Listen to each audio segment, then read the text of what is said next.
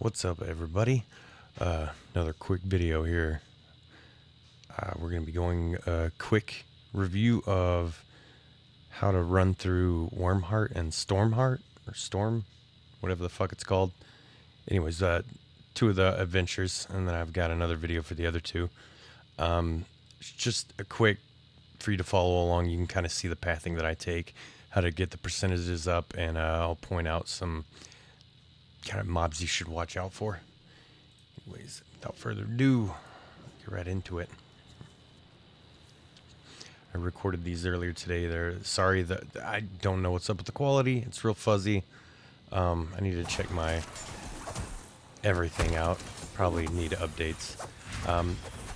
This pack, what you really need to watch out for is the Stalker. It does rapid fire. Right there. Frontal cone. There's other pulls later where there's multiple of them, so you can do the sidestepping, but make sure you do it wisely, especially if you have melee in your group. These guys don't do anything anymore. They used to try to run off when they were at low health to get friends. They don't do it anymore, so that's nice. Yeah, this guy just casts Arcane Strike over and over the Scholar, and then he has one big AoE, bam, right there. Yeah, I didn't even get to catch the name.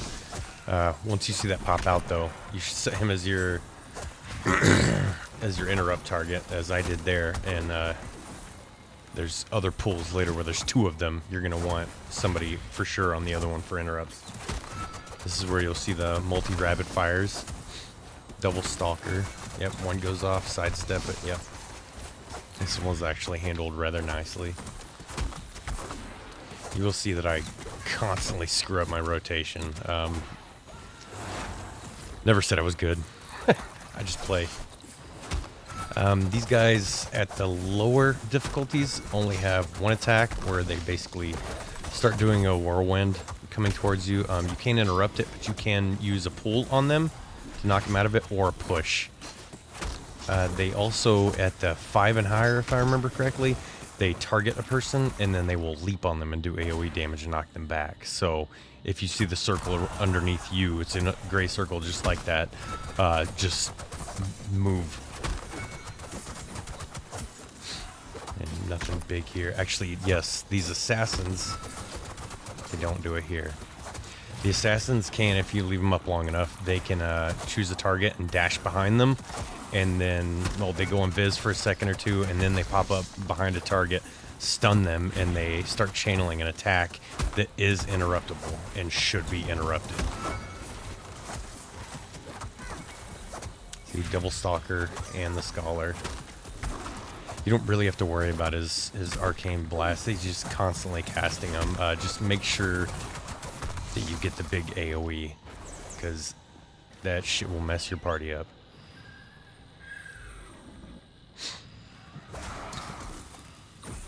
I've run this place umpteen million times now, trying to get pants. I still had the starting pants. Oh, here you go. Decrepified. Slow. It's nothing super important. I kept running it trying to get the pants, so I've run it a bunch of times, and I just want to call this out for later. My pathing had been the same every run, every single run, but somehow on this one it got changed. If I remember correctly, the percentages weren't adding up, which is just weird. Oh, yep, there was the assassin attack.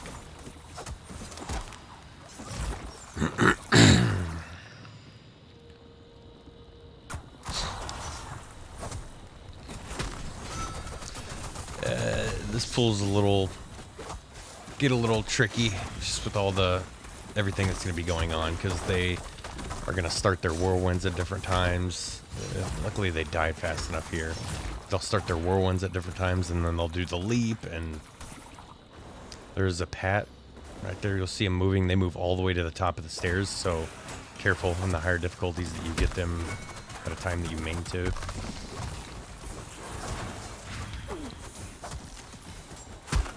Yep, somebody pulled aggro on the Stalker and rapid fired the party. DPS, I swear to God, DPS, people who play DPS still haven't learned you have to let the tank get aggro.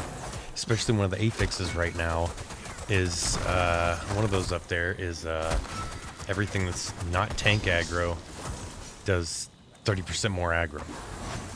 So the DPS and the healers are doing more threat, and they'll go in there and blast before you even touch a mob. Oh, there we go. That was the leap attack there. Did I get back to it? Yep. See, it was targeted on me, and he leaped at me. It obviously didn't do anything to me, but.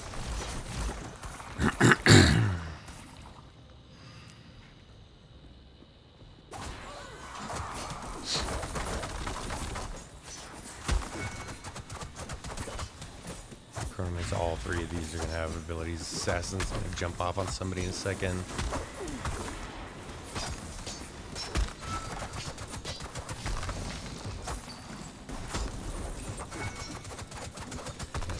Yep, leap jump.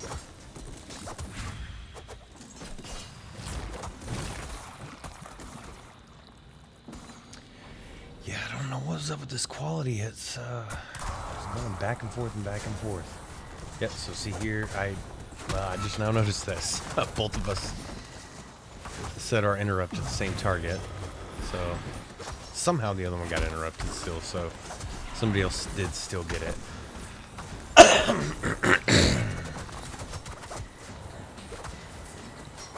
Good thing to remember is that your interrupt button is still wherever you're going to put it at. So you can mark a target and then beat on another target.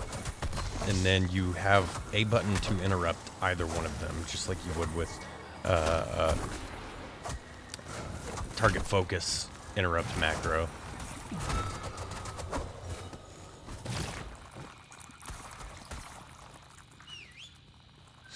See, I usually pull this pack on the right instead of this one. At the higher ones, you're going to want to pull this one in case you die because it's got the campfire. But usually I pull the other one and it gets you to 100%. And the last 2 runs or so, I had started coming to this one, and it was getting us up to 100%. And I feel like this one, it just didn't work. This is the one.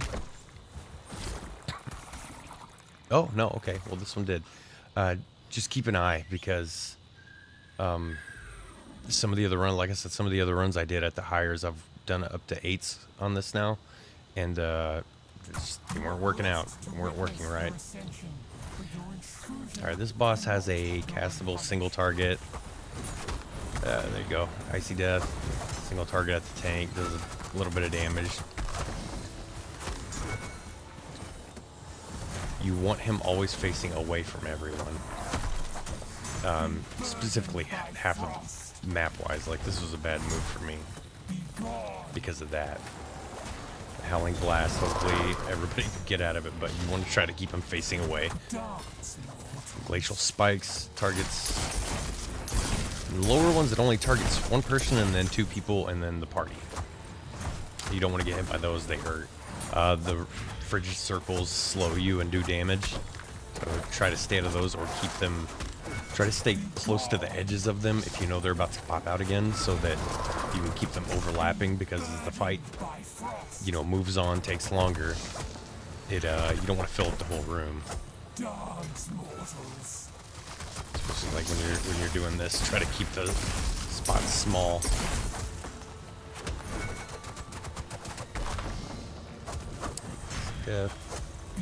See, when you keep on the side of the room like that, bam, nobody has to worry about Howling Blast. It's amazing. So with that, that's pretty much it for that one. They do gain an extra ability at higher difficulties, but I don't know what the actual extra ability was. I didn't see him cast anything out of the ordinary. Yeah, it's just whatever. Alright, next one is that right here. This one is Stormwatch, not Heart. Stormwatch. Alright. This one's pretty straightforward of a run, just a common sense pulling shit until the end. You have kind of options towards the end.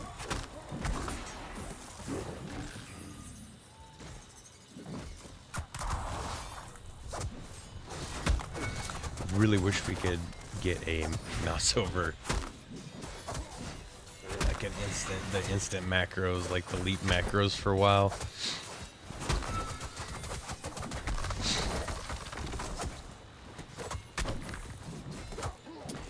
And in this group, I have a melee with me, which honestly complicates things sometimes. That guy patrols you. This was a lucky catch that we got him in between. If you catch him closer to the other ones, you have to wait, otherwise you're going to pull all of them together.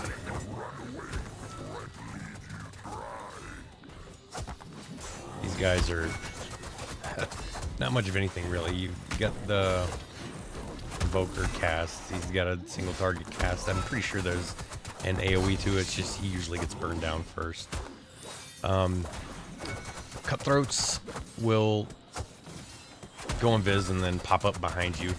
If you see one of them disappear, all you have to do is move through the other one so that he comes back through to you. Yeah, they're just gonna go behind you and then just move so they can't backstab you.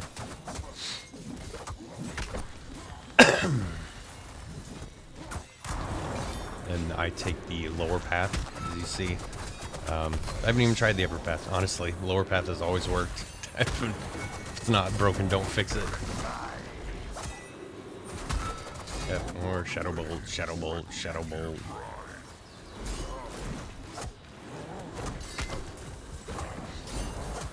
This group was a little bit less. Yeah, the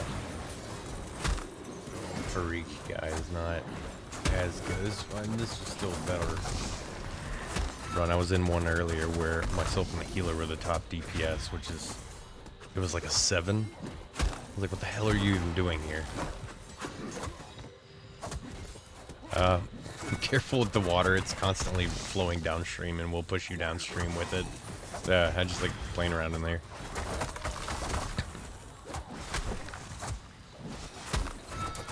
Yeah, I don't remember. The Arsonist does a frontal. Yeah, there it is, frontal cone.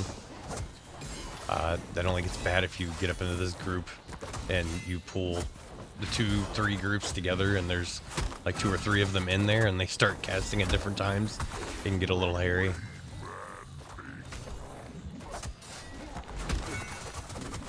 Alright, here we're at 49.5.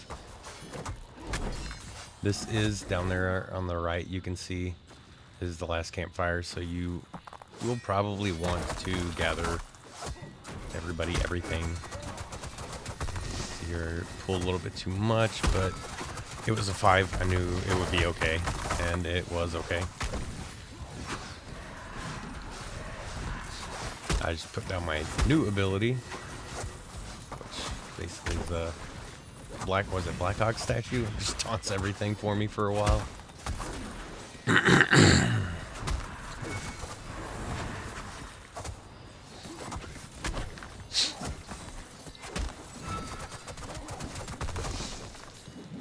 Yep, that's pretty much. I mean, honestly, there's not too much to worry about in this map at all. Honestly, I should have just made a straight through video where you didn't have to see my ugly mug.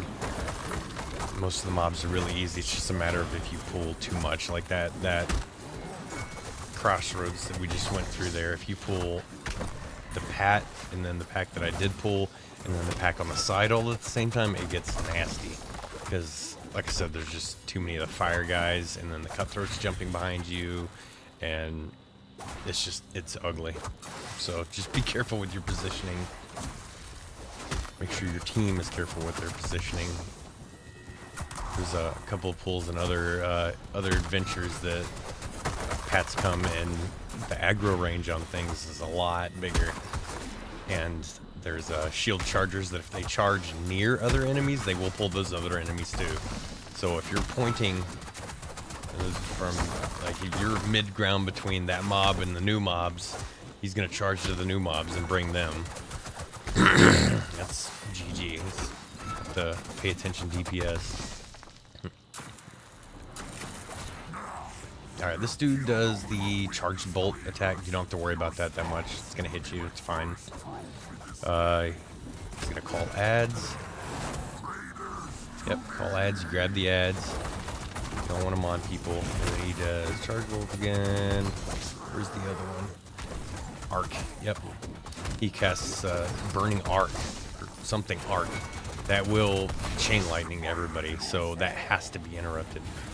This ability, this one, if it's on ranged, if it's on a healer, depending on your group setup, everybody should stack in it. Doesn't hurt you to stack in it too, tank. Because you saw I came over here because we had one melee DPS, and you can see him there. He's apparently not going to fucking help. If it's on the tank, don't worry about it. Tanks can mitigate this fine on their own, and it's less healing output for the healer that way. And you can, especially as Mako, you have your own heal. Just get up to your 50 stacks and heal yourself.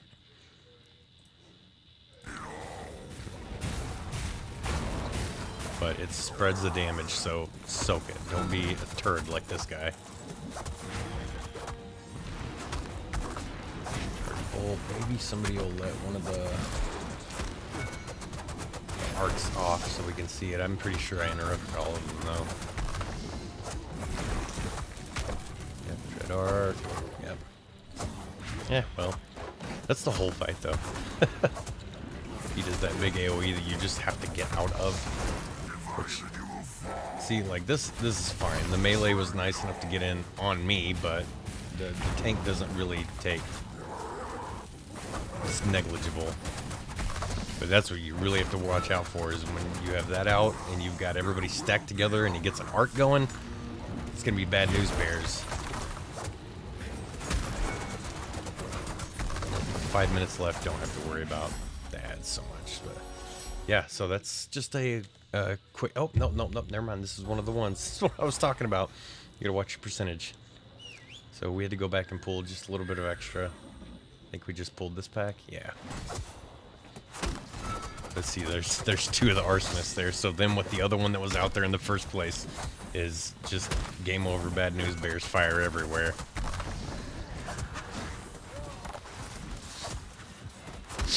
See, in cutthroat. Yep. Yeah, this pack is not fun to pull with the other one that was over there. There we go. That completes this. I think I actually did it. Yeah, the fucking. This was a good one. The chest fell and killed the guy. And he even says so down here. What does he say? Hit him for like 5,000 damage, I think. The chest kill you? Yeah, so be careful of that. So anyways, that's just the quick guides for those first two adventures. I'll try to pop out the other one here soon. Again, not an expert, but these are just what have been working for me. And any of you new to it and want to try tanking and haven't played before, just watch through and then run through and have a blast, man. Mako, Helena, I've tried it on both of them, all the different ones, and they all run about the damn same. So, you know, go out there, have fun. Again, I'm Shang Otsuka from Regiment. You guys take care, enjoy the game.